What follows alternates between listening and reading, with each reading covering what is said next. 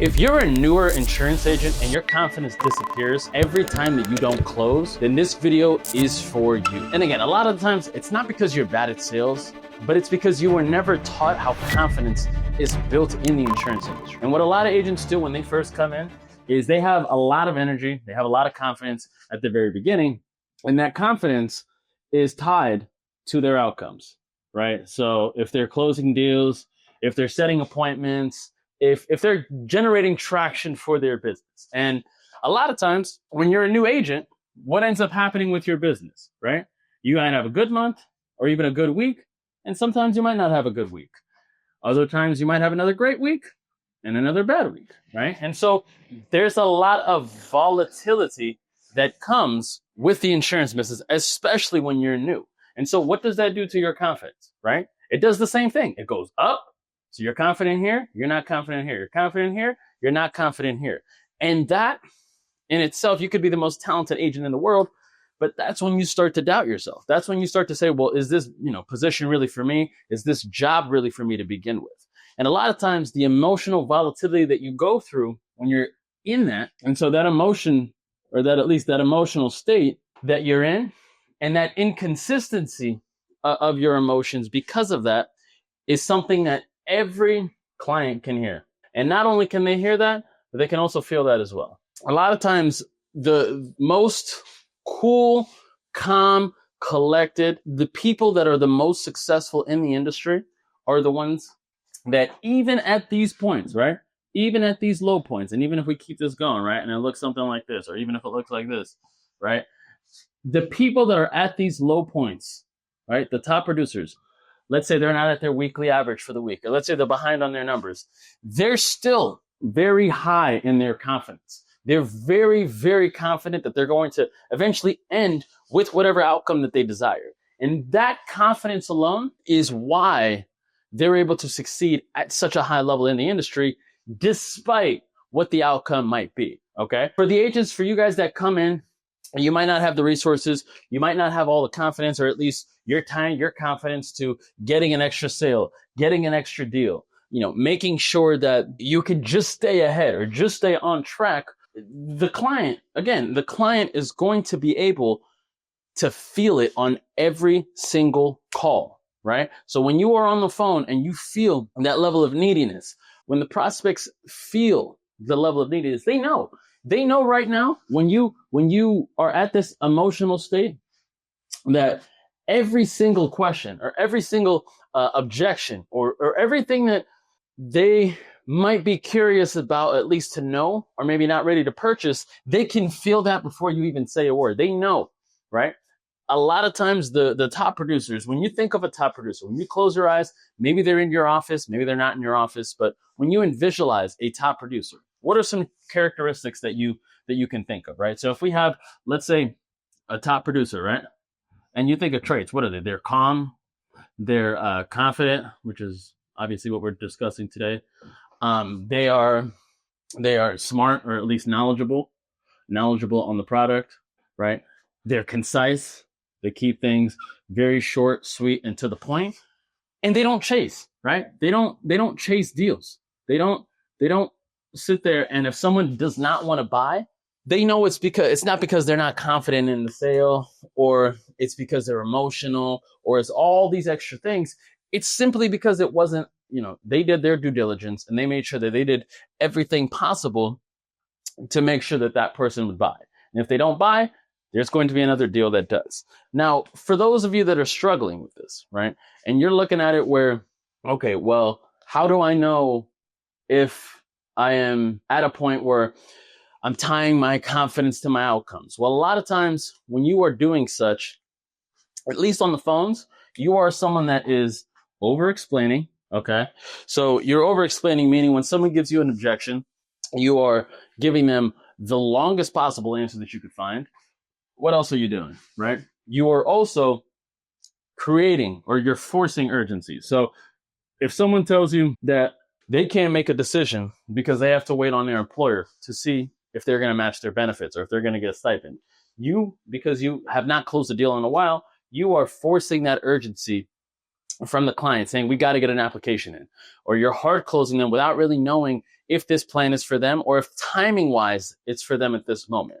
Now, when you first join the industry, confidence, and I harp on this a lot because this is not something that, if you come into the industry with a lack of confidence or at least belief in yourself, then it's only going to get lower when you don't have an outcome or when you're not making money. So if you're already coming in with low confidence and you're not getting outcomes at all as well, then you're going to be at the bottom floor and you're going to be part of that 92% that churn in their first year, because you're not only getting your confidence shot, but it's getting blown up into smithereens because you're not making money in the industry. A lot of times the confidence is meant to come from these things, which can be classified as control. So control over the situation, control over the outcome. Now, again, when we revert back and you say, well, how do I control a situation where I'm not getting the outcome, right? It's kind of all working backwards. Okay, well, why don't I have control? It's because you don't have a system. You don't have a system. That's what? That's predictable. And I know I'm kind of all over the place here on this whiteboard, but hope you guys are following me here. It's because you don't have predictable inputs. And so when you look at all this and you're like, okay, well, I just need to close a deal. I just need to close a deal. I just need to close a deal. That one deal that you close is only going to survive you for that week. It's not going to survive you for that month. It's not going to survive you for that year. It's only going to survive you for that week of hitting your number per se. But if you have a predictable system and you know what you're getting in from your inputs, right? Then you're not going to have to worry about what the outcome is going to be because you have a systematic approach to get the results that you want. Now, a simple question is, okay, well, how do I know what my predictable system looks like? Okay, well, it's very simple. When you look at it, and when we tie predictability to your inputs, and we'll go all the way up here for that, we know what are things that we can track, right? We know we can track daily inputs. We know we could track appointments. We can track show rate. So are our appointments showing? Are they not showing? Close rate, right? These are just some things. And follow-up discipline, right? Are we even following up? Are we even following up with the leads that are coming through our pipeline, right? That are not closing per se? Or are you just so distraught? Are you so low on confidence from that lack of the outcome that you don't even want to do that to begin with? Okay. Now, when these five, and I'm going to use a different marker for this, when you're controlling the five pretty much controllables, and those are something that you know that if you're hitting X amount of daily inputs, X amount of appointments, your show rate is at a certain percentage, your close rate is good, your follow-up discipline is good, then you're not so much tied with your confidence is not tied to your outcome at that point. You're not as emotionally tied. You're not as there's not emotion. There's not an emotional state that you're in that's causing you to do all these things like over-explain or force urgency or, whatever the case might be is that you're doing that's causing you to be inconsistent with your income. Now, going back to what a confident agent does and what a calm agent does is when you study them, right?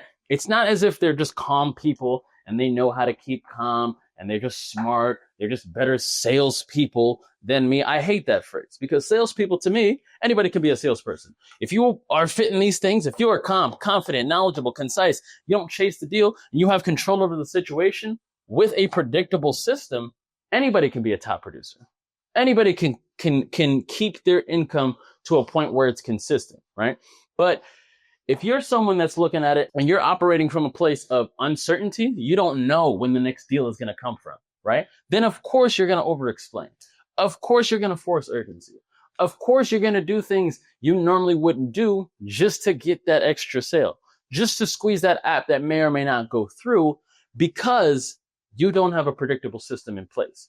And so agents without structure, many times they chase that level of confidence, right? Agents with structure expect these results. If this feels uncomfortably accurate, if this is describing, just keep watching. This confidence, again, is tied to your closing. It's a structural issue, right? So confidence tied to closings is a structural issue. And structural issues are solvable, right?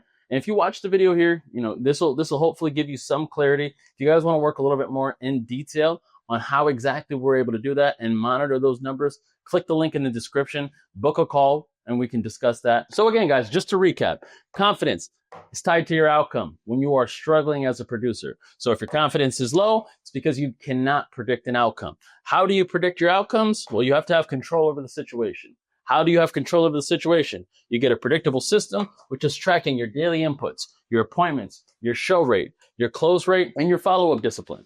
If you guys like videos like this, or if you want to learn a little bit more about how we can hold you accountable by keeping those metrics in place, book a call with us down in the description below, and we can work with you directly to see if this would be a good fit and make sure that you're clearing $10,000 a month, making sure that that's staying consistent as well for you guys. Appreciate you guys for watching. Until next time, see you guys soon.